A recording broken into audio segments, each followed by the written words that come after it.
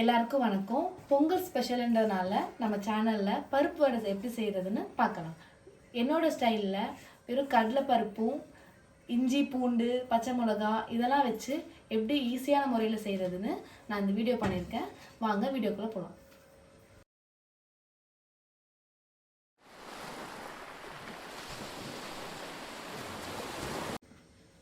பருப்பு வடை செய்கிறதுக்கு என்னென்ன பொருட்கள் தேவைன்னு பார்க்கலாம். நான் இந்த 1 கப் அளவுக்கு கடலைப்பருப்பு எடுத்திருக்கேன். இந்த 1 கப் அளவுக்கு வெங்காயம் நல்லா பொடிசாக நறுக்கி எடுத்திருக்கேன்.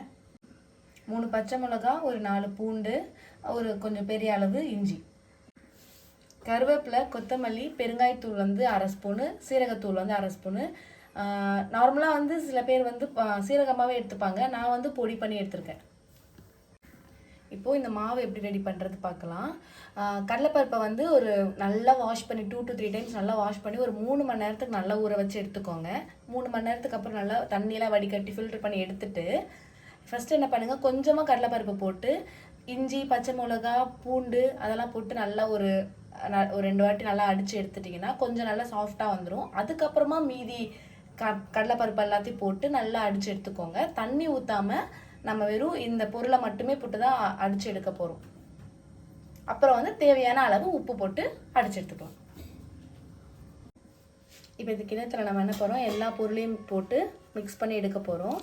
இப்போ நான் அரைச்சி வச்ச இந்த மாவு எடுத்துக்கிறேன். அது கூட பொடியாக நறுக்கி வச்ச வெங்காயம்,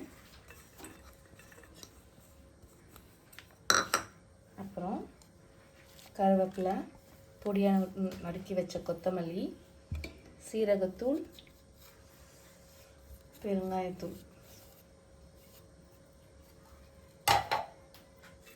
போட்டு நல்லா மிக்ஸ் பண்ணி எடுத்துக்கோங்க. எண்ணெய் நல்லா காஞ்சிருச்சு. இப்போது நம்ம வடையை திரட்டி போடலாம்.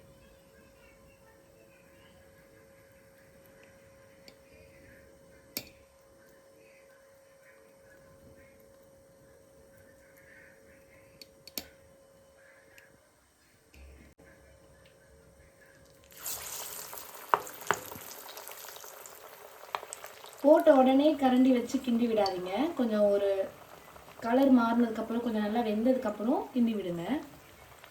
போட்ட உடனே நம்ம கரண்டி வச்சு பண்ணிட்டா அது வந்து உடஞ்சிடும்.